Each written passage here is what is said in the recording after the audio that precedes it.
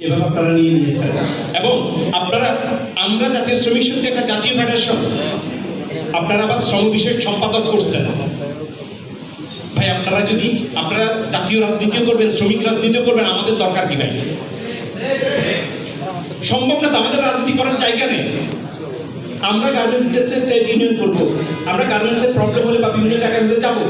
এখন আমার জায়গায় যদি আপনি যান, ভাই আপনার ঘর আমি ভাড়া নিলেও তো আপনি আমার অনুমতি ছাড়া ঢুকতে পারবেন না, তাহলে আমার সেক্টরে কেন আপনারা যাবেন? এই যে রাজনৈতিক পরিবেশটা নষ্ট হচ্ছে, আল্লাহর দোহাই আমরা আপনাদের সহযোগিতা চাই।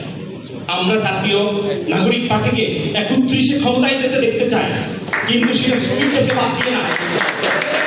চট্টগ্রামে 2 জন শ্রমিক শহীদ ফারুক এবং শহীদ সাইমুল নিহত হয়েছেন, 278 জন শ্রমিক নিহত হয়েছেন।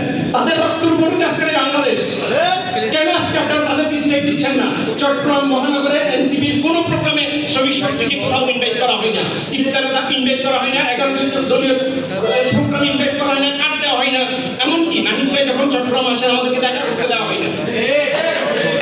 বলেন আমরা চট্টগ্রামে কাজ করবো না, আমরা বাকি জায়গায় কাজ করবো। আমাদের কাছে আমাদের মতন করতে দেন, আপনাদের কাছে আপনাদের মতন করেন, সবাই মিলেমিশে বাংলাদেশটা কি করে।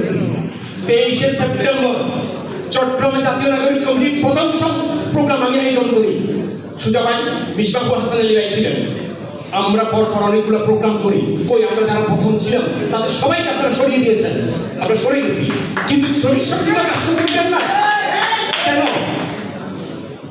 আমার কথায় যদি কেউ ক্ষমা চেয়ে থাকেন